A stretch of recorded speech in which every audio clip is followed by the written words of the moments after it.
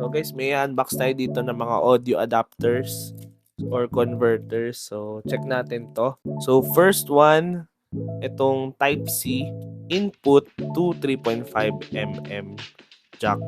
So kung meron tayong Type-C na cable, pwede natin siya i-convert into 3.5mm using this adapter. Number 2, ito namang audio adapter na 3.5mm to lightning cable. So pwede natin itong i-convert hindi lang sa lightning, kundi pwede rin siya sa Type-C. So alisin lang natin tong cover. Meron na siyang Type-C to 3.5mm. Another one is itong USB-C to 3.5mm na dalawa. So para siyang splitter pero yan, dalawang headphones ang pwede nating ikabit. And last one, lightning cable to 3.5mm na male.